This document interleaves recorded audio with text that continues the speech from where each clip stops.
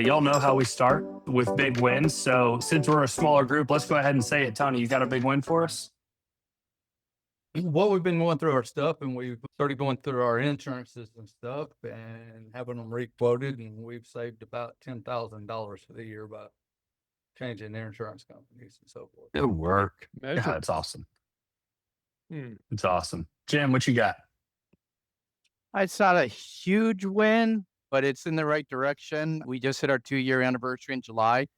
Last year, our revenue was about 30,000 a month. This last few months, it's been around 40,000. So 25% increase. Still haven't hit breaking even yet for a month, but getting closer. Okay. Well, congrats on getting closer. That's great. Yeah, great That's job. great. Hey, Esther, what you got?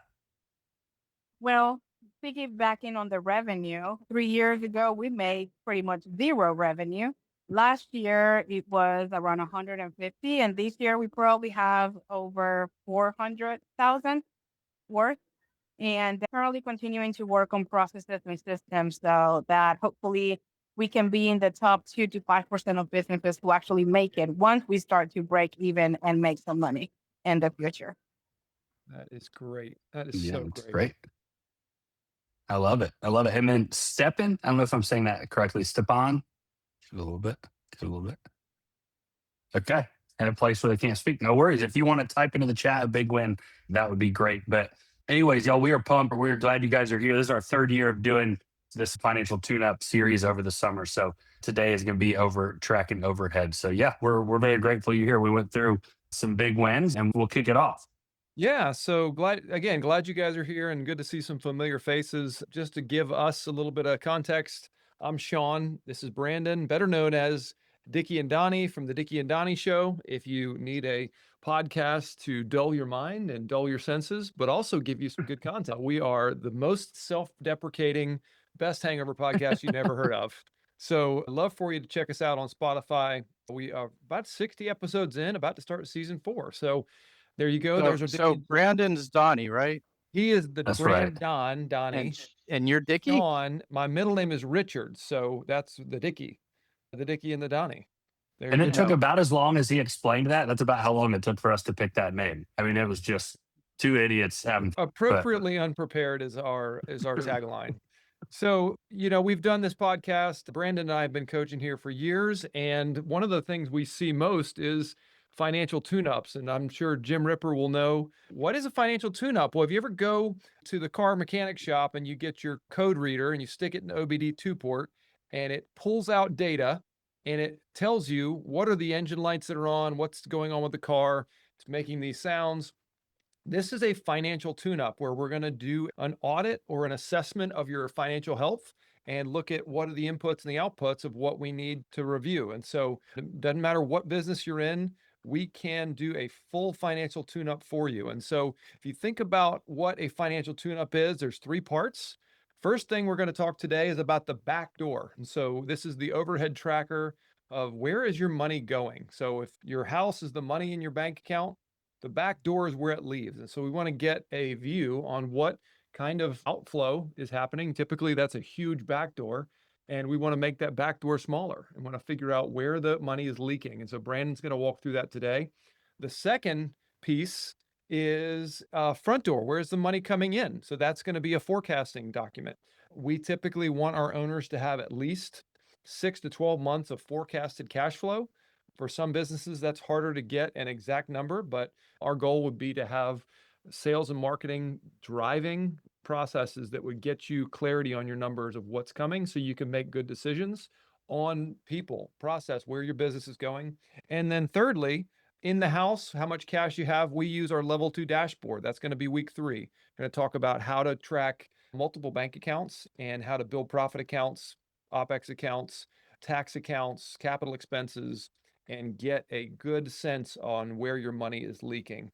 And so we've got a pretty cool audit system we've just built that can take 5, 6, 7 documents and give you a full financial audit. And so we're going to pitch you that at the end. Not really, but we're going to offer that at the end in the next couple of weeks, and excited to help you guys get clarity on your finances no matter where you are. So Brandon, why don't you kick us off on the overhead tracker?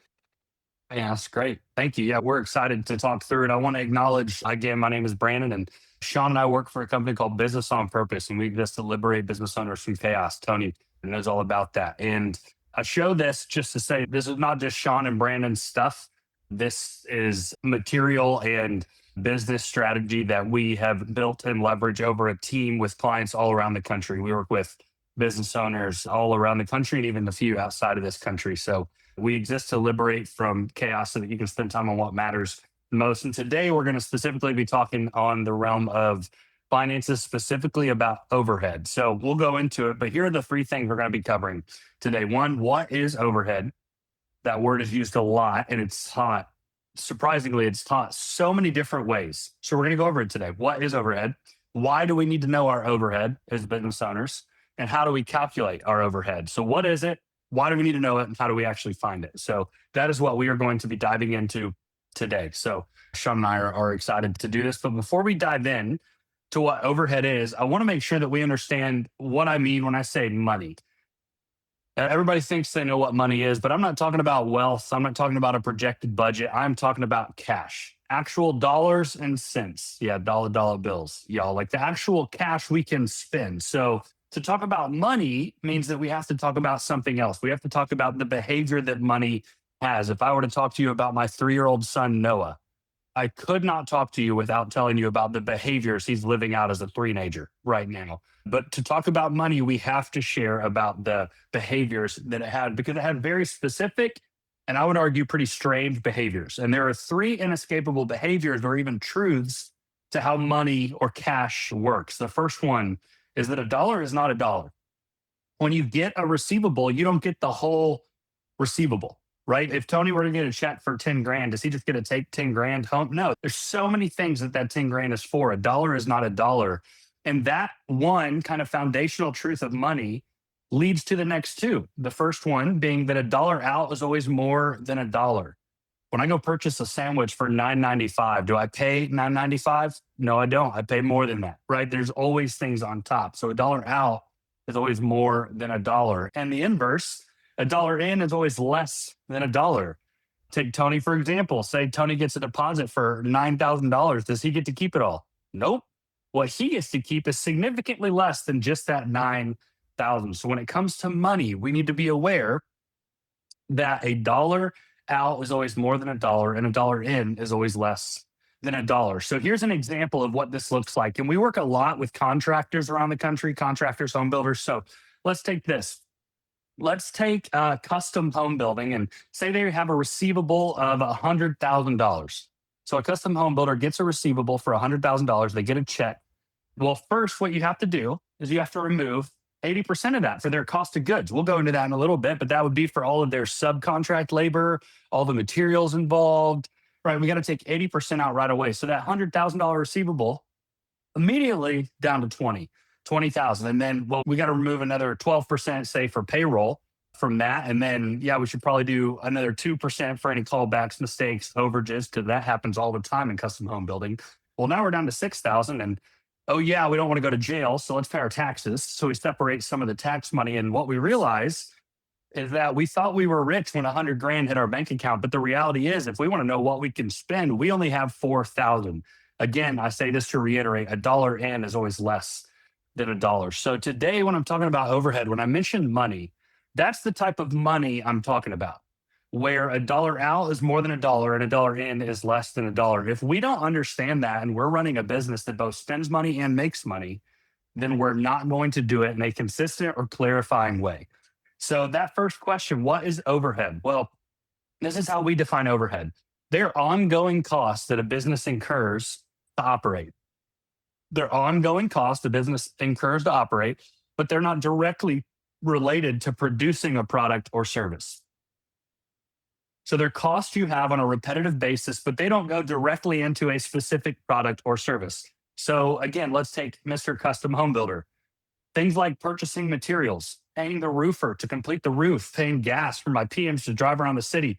All of your jobs stop. So if all of your jobs stop, so do those expenses. Why would I pay ABC Roofing if I don't have a house to build a roof on? I wouldn't. So that expense is not an overhead expense. Things like your rent, things like your salaries for salaried employees, things like any of your softwares that you use, right? Those things that regardless of whether I get this job or not, I have to make that expense. That is overhead, right? If you are a subcontractor and not the home builder, but you're a subcontractor, you are maybe one of those trades or something along those lines, then your purchases such as material, roofing, nails, glue, and if you have any 1099 labor, that is what we call cost of goods or cost of goods sold. So those are works and purchases directly tied to a specific product, right? So I'll use Tony. You got your camera on, which I appreciate. I'll use you right now. Let's say you have a job at 123 Maple Street, right? And you guys have to go buy material for that. And you buy some gang boxes, you buy some of this, you buy all that, and you get into that job. Well, all of those purchases for that materials are cost of goods, because if you didn't have that job at 123 Maple Street, you wouldn't have needed any of that material, right? But the salary employee that helps schedule that job, whether you get 123 Maple Street or not, they still have to get paid. So overhead are recurring expenses that aren't directly related to a specific job, and cost of goods are going to be anything you have that is directly related to a specific job or product. If you take the job or product away and that cost goes with it, that's a cost of good. So overhead is everything you have to pay monthly, or I guess regularly. Some of it's paid up front. And that's what overhead expenses are. So when we say overhead, it's not just expenses that occur often. It's things that are not tied directly to a job or a product. So that is what overhead is. Now, why do you need to know your overhead? Well, in short, we have to know what we're working with. So, Jim, you would have heard this story last year, but this might go to every time I get a new client, we start coaching on this stuff. I tell this story. My wife, whose name is Popey, which is a fun Southern name that I didn't like until I did. And now my daughter's also named Popey. And we were buying our first bed. We were engaged and we were outfitting our apartment and we were buying our first bed. Now, I had never purchased a bed before, and my full-time salary was less than $30,000 at this point. So I knew we weren't going to be able to allocate a ton of money to the bed. And we went looking for this bed, and the first one we rolled up on had the price tag, and it said $550, and I laughed out loud. And I just kept on walking. My fiance thought I was laughing at how cheap it was. No. I thought there'd be no way in the world someone would spend $550 on a bed. To me, $300 was as nice as it got. And that would be for a king bed. I was a 23-year-old delusional engaged man, right? So we all get that. I laughed out loud. And then she was kind enough to enlighten me and say, hey, Brandon, my parents are buying this bed for our wedding gift. And my initial thought, we get gifts that are for our wedding? I had no idea, right? But we have to know what we're working with. Having all of the information is vital, whether you're picking a bed when you're engaged or whether you're running a business. I would argue it's more vital. Well, both are vital now that I think about it. You got to know your finances as a young couple or an old couple. But having all of it is vital when making decisions financially. Understanding down to the penny what your overhead costs gives you the ability to make good decisions with your cash. I was working with a potential client, someone that we are, I hope, about to walk into a coaching relationship with. And they were telling me, Brandon, I got to make 4 new hires in the next month. Ooh, 4 people in the next month. I said, okay, well, what are our current expenses at? Like, what do you mean? Well, what's our current overhead? What do you mean? What do you mean? What do I mean? Like, how much do you have to pay each month? And like, we've never looked at it that way, right? If you don't know that number of before the month starts, before you sell a job, what are we committing to paying as a business? It's really hard to make good financial decisions. This company wants to hire 4 people and they probably don't have the forecasted money to even pay their expenses, let alone bring on 4 more, right? So let me ask you this question. How do you calculate or figure out the salaries you're going to pay those new positions? Because if you don't understand your current overhead costs, then you're not going to be able to see clearly what you can afford. So you go with the industry standard. Well, now you have even less money than you did before because you simply went with industry standard. So we want to stop this trend with business owners. We want to stop it. So how do we do that? It's actually very simple. We work backwards.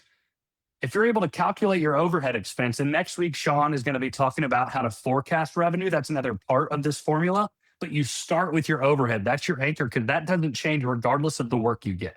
Forecasted revenue does, but your overhead doesn't. This is the first part of that formula. So if you can calculate it, then you know what the business needs to bring in at the bare minimum to keep the lights on. So we're going to address the whole working backwards method next week. on, okay, well, now that we have it, now what? This week, we're only focusing on how do we actually find out what our business is committing to paying before the month even starts. So we need to stack hands on this. We all need to know our overhead because it gives us the clarity to make good decisions. If that company I was referencing, if I asked, hey, what's your overhead expense? They say, well, we're at about 78,000 a month. Okay. What's your expected revenue? We're doing about 150,000 a month revenue. Okay. What's your cost of goods? Very minimal. We're service based. Okay. What do we know? They have 78,000 or whatever number I just made up.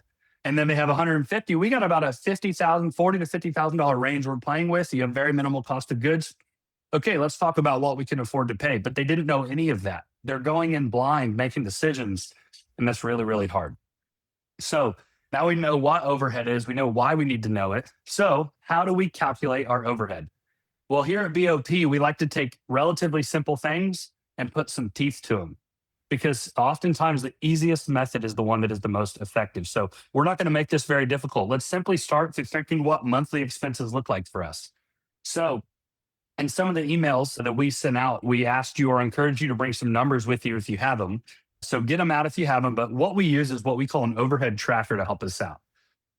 So I want to say this on the front end. This tool that we made may not capture your entire list of overhead expenses. We have some in there.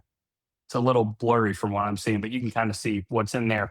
But that's okay. One of our unique core values at BOP is 85-15. So our goal when we make this to cover 85% of everything your business needs to cover. You're going to have to go in and maybe add some other things. If you have debt servicing involved, I would highly recommend including that as an overhead cost mentally, right? If you owe $2,500 a month to some debt or a line of credit, whatever it is, I would recommend seeing that as an overhead expense. That way you can budget accordingly, right? So the first thing we do is we want to put salaries.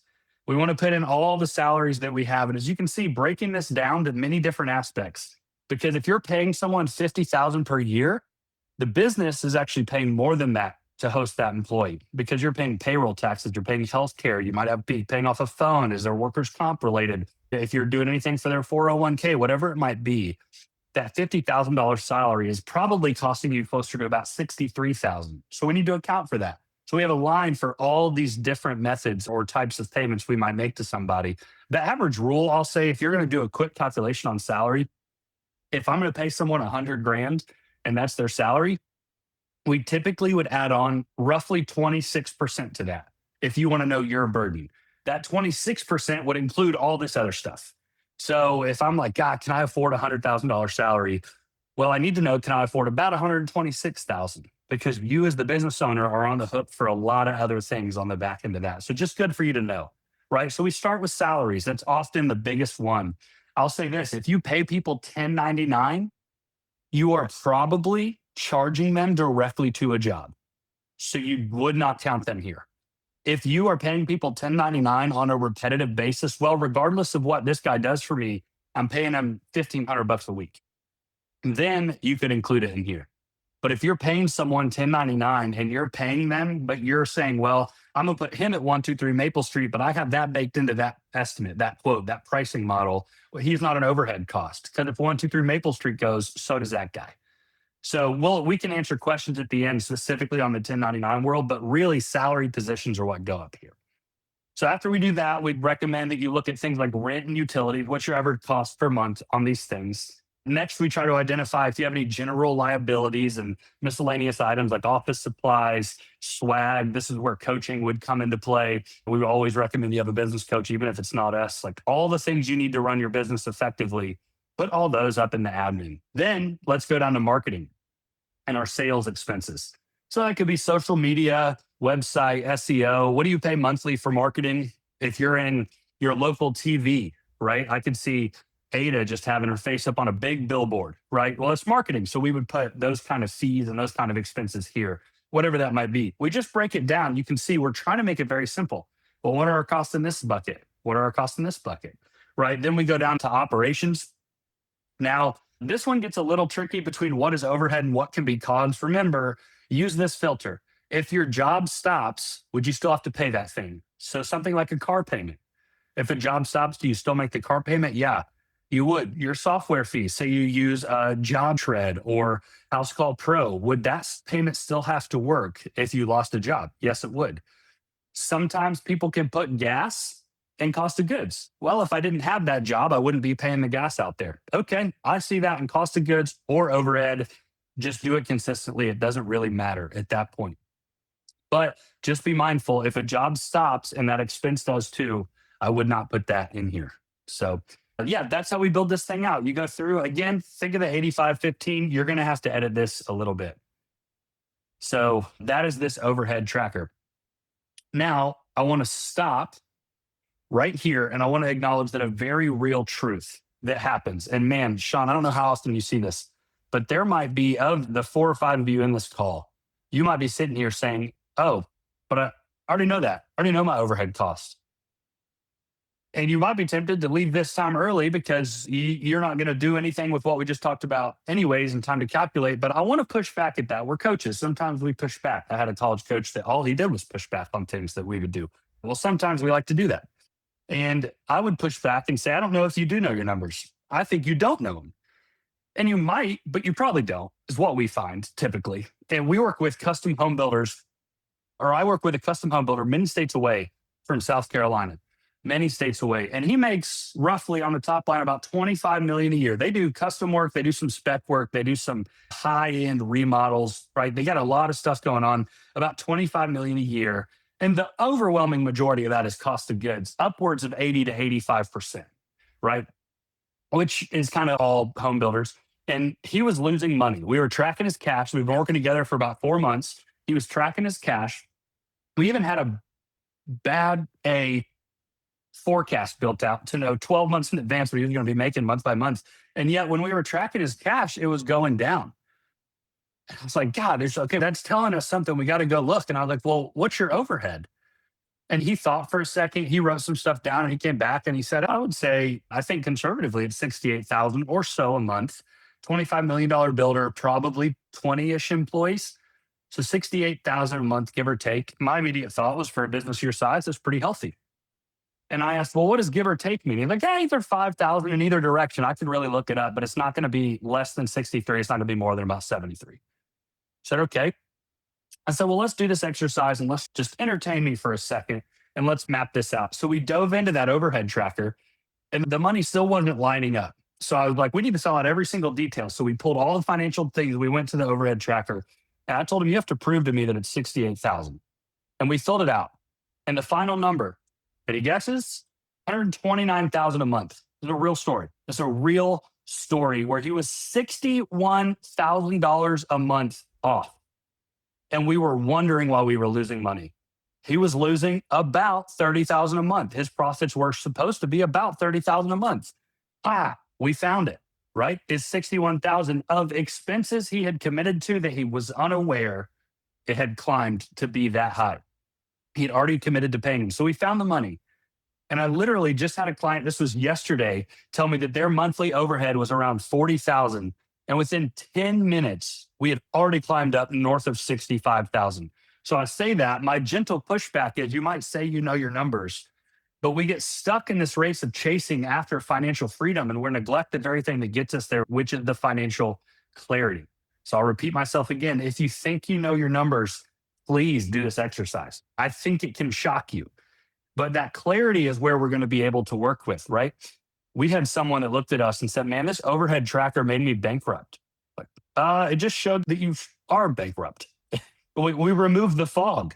You were under this illusion and we removed the fog. This thing didn't take any money from you, but getting clarity on where you are allows you to actually pivot off of that, which can be super helpful. So after you fill this out, you're going to want to add all of that up. It'll total in the top right. We had the formulas up, so it'll total in the top right.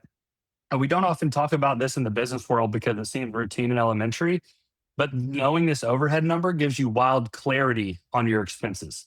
And that clarity allows you to set realistic goals, and those goals will allow you to fine tune your profit. This is a big, big deal. I've been doing this a number of years now, and the overwhelming majority of my coaching relationships start because of a lack of financial clarity. And the very first step, before we even get bank accounts up, is we have to get a track of overhead. Have to. Love it. You It's know, I talk to a lot of consultants, business owners, and there's basically two levers you pull. You either make more money or you spend less money. And why we start with overhead is because it's exponentially helpful.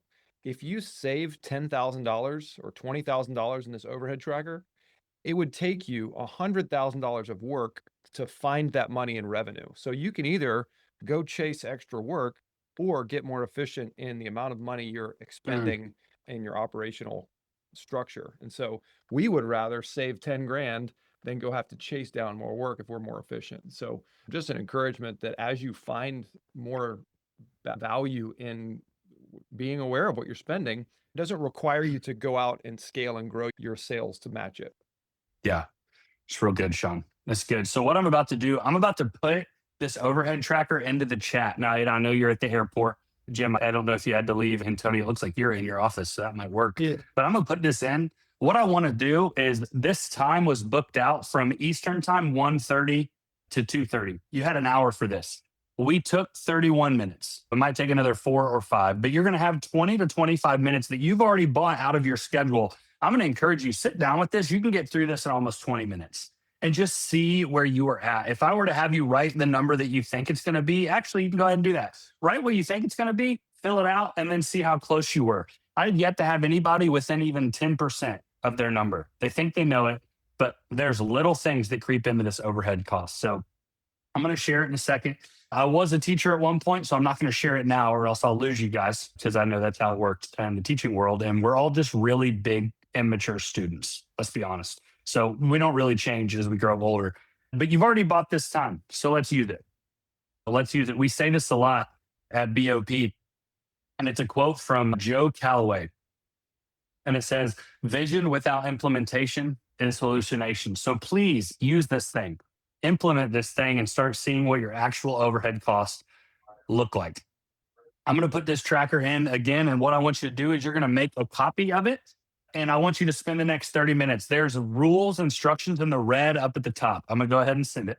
There's rules at the top. Make a copy, file, make a copy, and make it your own. You're not going to be able to edit this actual document. But like I said, you've already bought this time. And I want you building this out with the next 20 or so minutes so you have a clear knowledge of where you're going.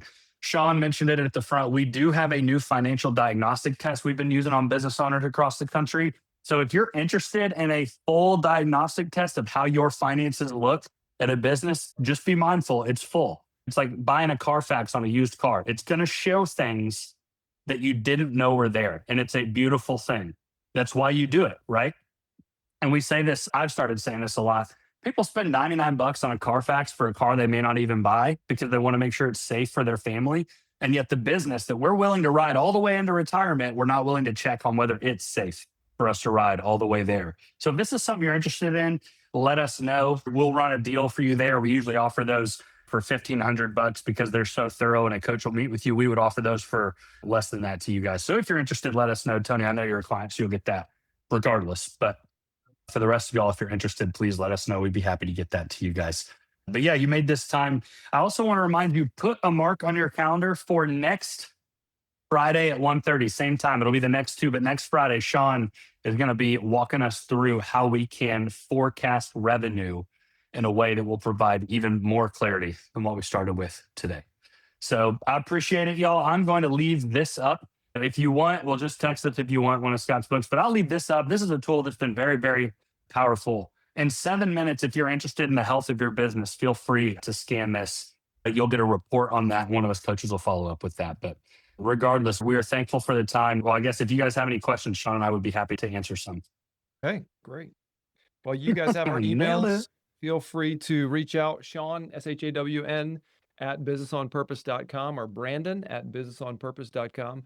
Happy to send you content and support you guys in the process. So thanks for jumping on. I'll talk forecasting next week and we'll see you at 1:30. If you know anybody that needs help in financial support, please send them this and invite them along with us. So we're happy to get this content out more. We do a lot of education just to help business owners. And so if you know anybody that's in the small business world that wants direct help on this, please send this along to them. We're happy to share. Y'all have a great weekend and we'll see you next week. See you guys.